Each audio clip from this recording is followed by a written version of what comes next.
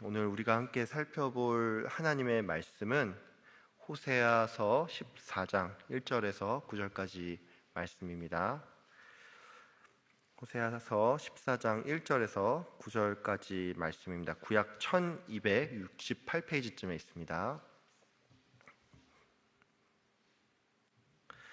제가 하나님의 말씀을 읽겠습니다. 이스라엘아, 내 하나님 여호와께로 돌아오라. 내가 불의함으로 말미암아 엎드려졌느니라. 너는 말씀을 가지고 여호와께로 돌아와서 아뢰기를 모든 불의를 제거하시고 선한 발을 받으소서. 우리가 숫송아지를 대신하여 입술의 열매를 주께 드리리이다. 우리가 앗수르의 구원을 의지하지 아니하며 말을 타지 아니하며 다시는 우리의 손으로 만든 것을 향하여 너희는 우리의 신이라 하지 아니하오리니 이는 고아가 주로 말미암아 긍휼을 얻음이니라 할지니라. 내가 그들의 반역을 고치고 기쁘게 그들을 사랑하리니 나의 진노가 그에게서 떠났음이니라. 내가 이스라엘에게 이슬과 같으리니 그가 백합화 같이 피겠고 레바논 백향목 같이 뿌리가 박힐 것이라. 그의 가지는 퍼지며 그의 아름다움은 감람나무와 같고 그의 향기는 레바논 백향목 같으리니 그 그늘 아래 거주하는 자가 돌아올지라. 그들은 곡식같이 풍성할 것이며 포도나무같이 꽃이 필 것이며 그 향기는 레바논의 포도주같이 되리라. 에브라임의 말이 내가 다시 우상과 무슨 상관이 있으려 할지라. 내가 그를 돌아보아 대답하기를 나는 푸른 잣나무 같으니 내가 나로 말미암아 열매를 얻으리라 하리라. 누가 지혜가 있어 이런 일을 깨달으며 누가 총명이 있어 이런 일을 알겠느냐. 여호와의 도는 정직하니 의인은 그 길로 다니거니와 그러나 죄인은 그 길에 걸려 넘어지리라. 아멘. 오늘은 너는 말씀을 가지고라는 제목으로 함께 오늘 본문을 좀 나누도록 하겠습니다. 지난 2주가량 호세아서를 계속 살펴보았는데 이제 오늘은 호세아서의 가장 마지막 장을 보도록 하겠습니다. 호세아서는 구약의 복음서라는 별명을 가지고 있습니다. 왜 이런 별명을 가지고 있냐면 호세아서에 복음적인 메시지가 많이 발견되기 때문입니다. 참고로 우리가 계속 살펴본 것처럼 이 호세아서 1장부터 13장까지는 이스라엘이 하나님께 어떤 잘못을 범했는지 이에 대한 내용이 가득한데 14장은 이 모든 일에 대한 결론이라고 할 수가 있습니다. 여러분, 만약에 어떤 사람이 시종일관 여러분의 마음을 괴롭게 하고 또 자꾸 약속을 어긴다고 하면 여러분은 그 사람을 어떻게 하겠습니까? 우리가 한두 번은 이제 사람을 용서할 수가 있죠. 물론 예수님께서는 이제 70번씩 7번이라도 용서하라라는 말을 했지만 이게 말이 쉽지 내 주변에 이런 사람이 있다면 우리는 보통 그 사람을 이제 일찌감치 손절할 가능성이 높습니다. 문제는 하나님께서 이런 우리의 상식과는 다르게 이제 끊임없이 범죄하는 이스라엘을 향해서 내가 너희를 포기하고 버리겠다, 이것이 아닌 너희를 회복하길 원하니 너희는 이제 나에게 다시 돌아오라 라는 말을 했다는 것인데, 이것은 다른 말로 성도를 향한 이 하나님의 다짐과 사랑의 마음이 이 호세아서의 궁극적인 메시지라는 것입니다. 즉 이 호세아서는 복음의 메시지를 가지고 있다는 것이죠. 이제 그 하나님의 사랑, 복음의 메시지가 이제 어떤 것인지 본문 1절부터 좀 보도록 하겠습니다. 먼저 제가 1절을 읽겠습니다. 이스라엘아, 내 하나님 여호와께로 돌아오라. 내가 불의함으로 말미암아 엎드러졌느니라. 호세아 선지자는 이스라엘 백성을 향해 이제 1장부터 13장까지 그들이 지었던 수없이 많은 죄악들을 불의함이라는 이 한 단어로 요약을 하면서 이스라엘이 그 죄악 때문에 넘어졌지만 여호와 하나님께로 다시 돌아올 것을 권면했습니다. 참고로 1절에 보면은 여호와께로 돌아오라라는 말이 있는데 이제 이 부분을 이제 원문에 충실하게 번역을 하면 여호와에게까지 돌아오라입니다. 여러분, 이 말이 의미하는 바가 뭘까요? 이것은 이스라엘 백성에게 이제 호세아가 회개를 촉구하고 있는데 이 회개란 그냥 가볍게 내가 지은 죄를 후회하고 앞으로 바르게 살겠다, 뭐 이런 정도의 다짐이 아니라 성도가 최종 목적지로서 여호와에게까지 이르는 것이 바로 진정한 회개라는 것입니다. 다시 말씀드릴게요. 성도가 불의한 일을 떠나서 완전한 의가 되시는 이 여호와 하나님 편에 서는 거야말로 진정한 회개이고, 또 그때서야 비로소 생명과 평안을 얻게 된다는 말입니다. 로마서에 이런 말씀이 있죠. 죄의 삭은 사망이요 하나님의 은사는 그리스도 예수 안에 있는, 우리 주 안에 있는 영생이니라. 이스라엘은 죄의 결과, 즉 불의의 삭스로 사망에 이를 수밖에 없었지만 그들이 온전한 의가 되시는 주님 앞에 설 때 이들에게 비로소 이 회복과 영생이 있다는 것입니다. 이사야 선지자는 공의의 열매는 평화이고 영원한 안전이다라고 말을 했는데, 즉 성도가 최종 목적지로서 하나님에게까지 돌아가는 것이 완전한 회개이고, 그때서야 성도는 진정한 평화와 영원한 안전을 얻을 수가 있다는 것입니다. 여러분, 우리가 죄를 지으면 마음이 불안하죠. 이게 왜 그러냐면 그냥 단지 죄책감 때문이 아니라 결국에는 그 결과, 삭시 사망이기 때문입니다. 혹시 내 안에 지금 알 수 없는 불안과 또 근심이 있지는 않습니까? 만약에 이 근심이 나로 하여금 회개에 이르게 한다면 이것은 하나님의 뜻대로 하는 근심이고 구원에 이르게 하는 회개이니, 이것을 기억을 하시고 적당히 회개하는 것이 아닌 이 아버지 하나님 편에 온전히 서기 위해서 전심을 다해서 회개를 이루시는 여러분이 다 되시기를 바랍니다. 2절과 3절을 보겠습니다. 호세아는 2절과 3절에서 이스라엘 백성을 향해서 숫송아지를 대신하여 입술에 열매를 드리라 라고 말을 했습니다.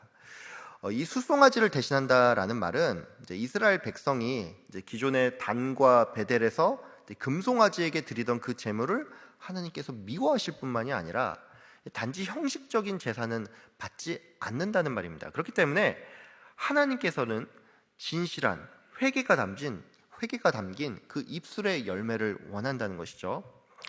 호세아 선지자는 또한 3절에서 아수르의 구원을 의지하지 말며 말을 타지 아니하며 라고 했는데, 이 말을 타지 말라는 게 무슨 뜻이냐 하면 이스라엘은 말을 애굽에서 전량 수입하기 때문에 이 말을 타지 말라는 말은 애굽을 의지하지 말라는 얘기입니다. 즉 호세아는 주변의 강대국을 의지하지 말 것을 촉구했다는 것이죠. 호세아는 여기서 더 나아가 고아와 같던 우리를 여호와께서 긍휼히 여기셨으니 너희는 너희가 손으로 만든 이 생명이 없는 우상을 버리라고 했습니다. 이 2절과 3절에서 우리가 좀 주목할 부분이 있습니다. 그게 뭐냐면 이스라엘 백성이 죄악된 것을 버리고 또 여호와 하나님께로 나아가야 하는데, 호세아 선지자는 말씀을 가지고서 돌아오라고 말을 했다는 것입니다. 성도가 주님께 돌아오기 위해서는 근거가 필요합니다. 근데 이 근거는 성도 자신에게서는 절대로 발견할 수가 없습니다. 이게 무슨 말이냐면 성도가 하나님께 돌아가기 위해서는 먼저는 내 죄가 뭔지 바라볼 수 있어야 하는데, 나에게는 이것을 분별할 렌즈가 없고 무엇보다 내가 나아가야 할 최종 목적지도 나 자신을 바라보면 도무지 알 수가 없다는 것입니다. 즉 성도는 말씀이라는 기준이 없으면 죄가 뭔지를 알 수도 없고 또 우리의 최종 목적지도 어딘지 알 수 없다는 것입니다. 여러분도 잘 아시겠지만 우리가 전도를 하다 보면 사람들한테 설명하기 조금 어려운 부분이 있죠. 그게 뭡니까? 우리가 예수를 믿어야 하는 까닭이 내가 죄인이기 때문인데, 이 부분을 설명을 하면 대부분의 사람들이 내가 무슨 죄를 지었다고 그래 이러면서 반발을 한다는 것이죠.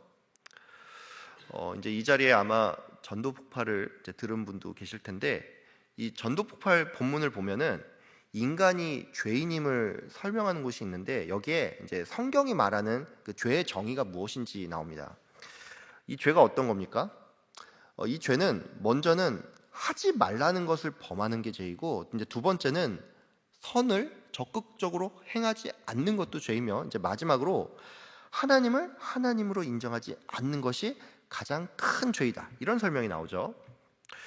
여러분, 사람들이 이 설명을 들으면 납득할까요? 예? 하지 말라는 일을 범하는 게 죄이다, 이 부분은 그래도 받아들이는 사람이 많습니다. 물론 이것도 납득하지 못하는 사람이 있죠. 이제 어떤 사람이냐면, 법에서 명기한 것을 어기는 게 죄이고 그나마도 들키지 않으면 별 문제가 없다라고 생각하는 사람이 많습니다. 예를 들면 이런 겁니다. 성경에 보면은 살인하지 말라라는 말이 있지 않습니까? 참고로 예수님 같은 경우에 실제 우리가 꼭 누구를 살인해서가 아니라 그냥 마음으로 누군가를 미워하고 또 사람을 욕하는 것만으로도 우리가 살인의 죄를 범하는 거라고 그렇게 가르치지 않습니까? 성경 기준에 따르면 이 죄를 피할 사람이 없고 또 내가 죄인임을 부정할 사람이 단 한 사람도 없는데, 세상은 이 기준을 절대로 납득하지 않는다는 것입니다. 그래서 하지 말라는 것을 범하는 것이 죄이다라는 이 당연한 말조차도 조금만 깊이 들어가면 사람마다 그 기준이 다 다르니 모두가 동의를 하지는 않는다는 것입니다. 문제는 여기서 더 나아가서 성경에서는 적극적으로 선을 행하지 않으면 죄이다, 하나님을 하나님으로 믿지 않는 것이 죄이다라는 이 말을 하고 있으니 세상은 이 기준을 전혀 받아들일 수가 없다는 것입니다. 여러분, 그렇습니다. 성도는 말씀이 없을 때 세상 사람들처럼 주관적인 기준을 따를 수밖에 없고, 우리가 이렇게 살 때 우리는 죄를 지어도 불편함을 느끼지 못하며 그 결과 회개하지도 않고, 또 우리가 최종 목적지로서 나아가야 할 이 하나님을 발견하지도 못한다는 것입니다. 여러분, 그런 의미에서 말씀을 드리는데, 성경 말씀을 꾸준히 읽고 또 묵상하길 바랍니다. 매일 새벽에 이렇게 말씀을 듣는 일이나 또 성경을 읽고 묵상하는 것이 그렇게 대단한 일인가, 이렇게 생각을 할 수가 있는데, 이 말씀이 우리 안에서 차곡차곡 쌓여 있을 때 성도는 결정적인 순간에 이 세상과 전혀 다른 길을 선택할 수가 있습니다. 여러분, 말씀을 가까이 하시고 이 말씀을 근거로 회개하며 또 주님께 나아가는 여러분이 되기를 바랍니다. 4절 이후부터 8절까지는 이 호세아의 권면을 받아들인 이스라엘에게 어떤 결과가 있는지를 보여주는 본문인데, 먼저 본문 4절을 제가 읽겠습니다. 내가 그들의 반역을 고치고 기쁘게 그들을 사랑하리니 나의 진노가 그에게서 떠났음이니라. 하나님께서는 이 이스라엘을 향한 진노를 거두고 또 이스라엘을 기쁜 마음으로 사랑했다라고 말씀하셨습니다. 이 호세아의 예언은 이게 사실 호세아의 개인적인 바람은 아닐지, 정말로 하나님이 그렇게 말씀하신 게 맞는지, 이게 조금 의심스러울 정도로 이해하기 힘든 부분이 있습니다. 왜냐하면 호세아가 활동한 시기가 이제 여로보암 2세 때인데, 이스라엘은 그 이후에도 여전히 죄악된 길을 갔고 또 그 결과 아수라에게 멸망을 당했기 때문입니다. 즉 하나님께서는 어차피 그들이 앞으로도 잘못할 걸 알고 계신데 왜 그들을 버려두는 것이 아닌 다시 그들을 회복시키고 또 사랑했겠다는 건지, 이게 우리의 기준에서는 잘 이해가 안 된다는 것입니다. 여러분, 하나님은 왜 우리가 반역할 것을 알고도 우리를 사랑한다라고 말씀하신 걸까요? 이것은 하나님께서 우리를 바라보실 때 그리스도를 통한 구속의 은혜로서 우리를 바라보기 때문입니다. 쉽게 말해서 하나님은 일종의 색안경을 끼고서 우리를 바라보고 계신데, 그 색안경이 바로 그리스도의 의라는 것입니다. 여러분, 성도가 그리스도의 의로 옷 입었다라는 말이 있죠. 이게 무슨 말입니까?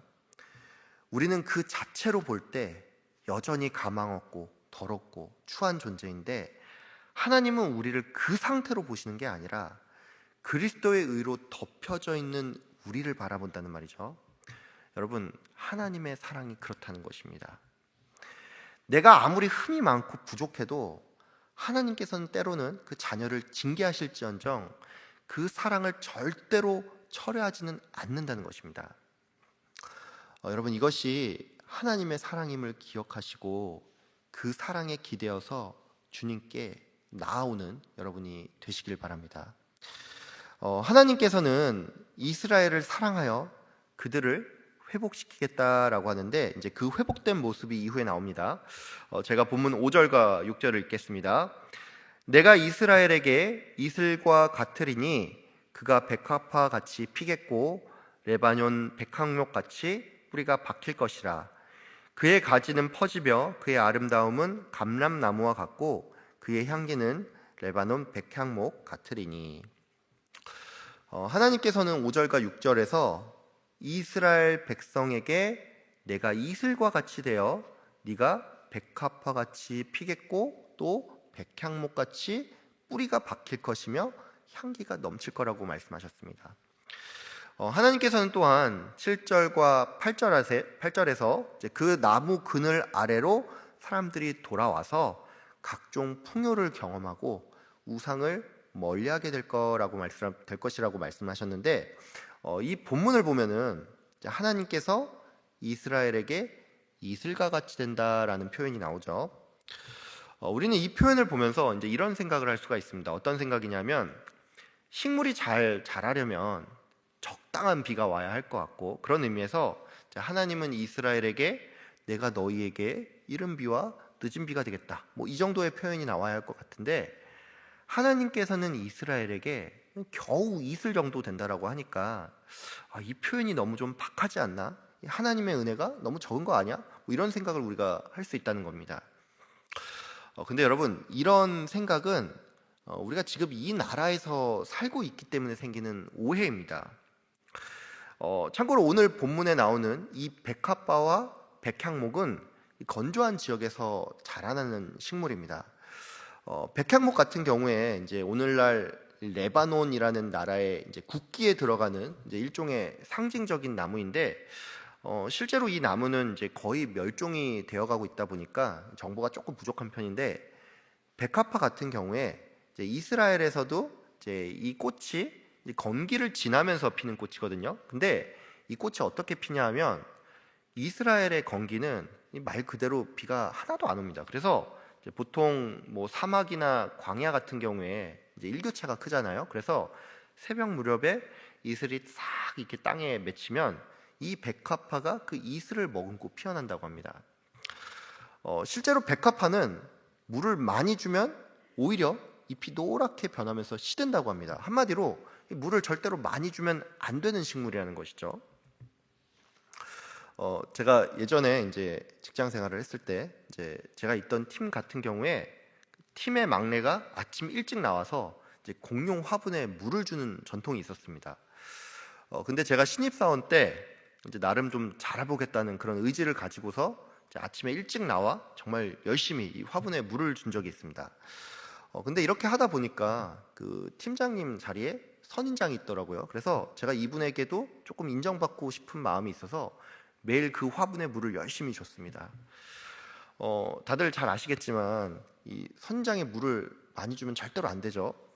저는 정말로 좋은 의도를 가지고서 열심을 낸 건데, 그 결과 팀장님이 애지중지하던 그 화분이 며칠 만에 뿌리가 다 썩어서 죽어버렸습니다. 여러분, 제가 그때 어떤 소리를 들었을까요? 제가 선배들한테 끌려가서, 탕비실에 끌려가서 멍청한 놈이 부지런하면 이렇게 큰 일이 생긴다면서 진짜 한 소리를 들었습니다. 여러분, 하나님께서 이스라엘 백성에게 이슬이 되어준다는 것은 겨우 이슬 정도의 은혜를 주신다는 것이 아니라 이것이 이스라엘에게 있어서 맞춤 은혜라는 것입니다. 여러분, 우리가 평소에 어떻죠? 대한민국이 정말 빨리빨리를 좋아하는 민족이죠. 우리는 신앙생활에 있어서도 이 빨리빨리의 마음이 있습니다. 쉽게 말해 이거죠. 신앙생활을 시작했으면 갑자기 내가 확 변해야 하고, 설교를 듣고 은혜를 받으면 내 삶이 그날부로 완전히 뒤집어져야 할 것 같다는 이런 생각을 우리가 한다는 것이죠. 우리는 어떤 의미로 이슬로는 안 되고 폭우에 가까운 그 은혜가 내게 있어야 할 것 같은데, 이게 결코 나에게 최선은 아니라는 것입니다. 여러분, 내가 매일 이렇게 예배에 빠짐없이 나오고 또 기도를 해도 딱히 변하는 건 없는 것 같고, 내 삶에 이 드라마틱한 뭔가가 보이지 않을 수 있는데, 여러분, 그렇더라도 결코 낙심하지 말길 바랍니다.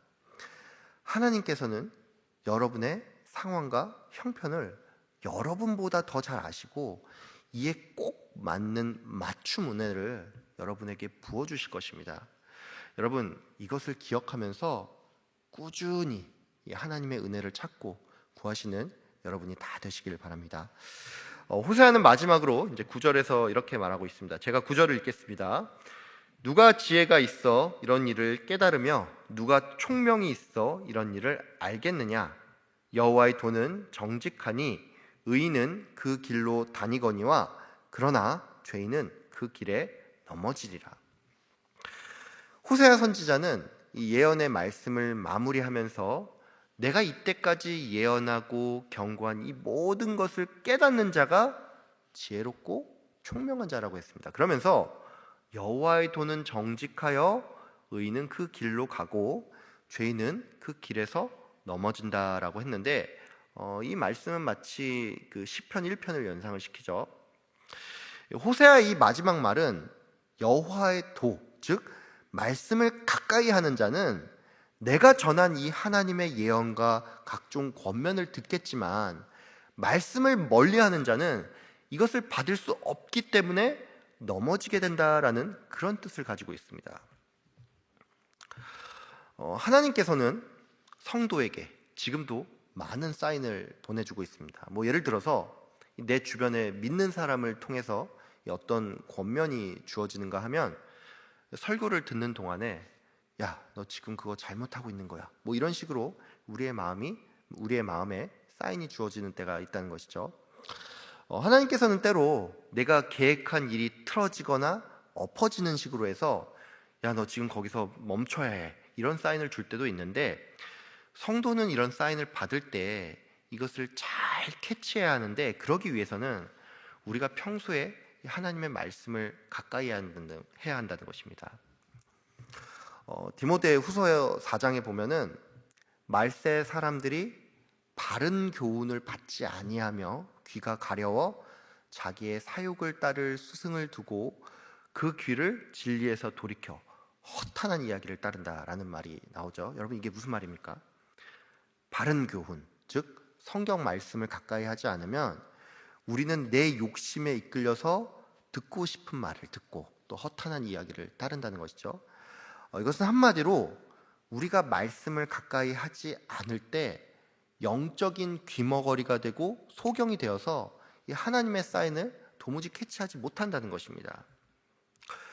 반대로 말씀을 가까이 하는 자는 이 하나님의 사인을 잘 캐치하고 바른 분별력을 가지는데 저는 여러분께서 말씀을 항상 가까이 함으로써 이런 분별력을 가지시길 바랍니다. 주님의 말씀은 내 발의 등이요 또 내 길의 빛입니다. 말씀을 가까이 할 때 주님께서는 나의 길을 지도하실 것입니다. 바라기는 여러분들 모두 말씀으로 하나님의 사인을 분별하며 이 말씀을 가지고 주님께 온전히 나아가시기를 주님의 이름으로 축복하며 기도합니다. 기도하겠습니다. 참 좋으신 하나님 아버지, 오늘로써 또 호세아서를 다 살펴보게 되었는데 이 말씀을 통하여서 아버지 하나님께서 우리를 얼마나 사랑하시는지 그 마음을 먼저 깨닫게 하여 주심에 감사합니다. 아버지 하나님, 우리는 비록 늘 넘어지고 또 주님을 배반하고 또 주님을 떠나지만 하나님께서는 단 한 번도 그 사랑을 철회한 적이 없으십니다. 우리의 기준으로는 도무지 이해할 수 없는 그 하나님의 기막힌 사랑이 우리를 향한 마음이고 또 그리스도의 은혜를 통해 바라보는 하나님의 시선임을 깨닫고 주님께 담대히 나아가는 우리가 될 수 있도록 주님 인도하여 주시옵소서. 아버지, 우리가 주님께 돌아오기 위해 또 회개하기 위해 필요한 것 있다면 먼저 말씀을 읽는 것입니다.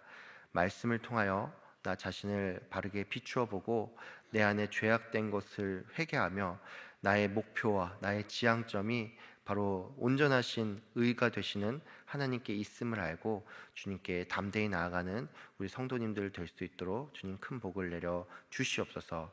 감사드리며 예수 그리스도의 이름으로 기도드립니다. 아멘.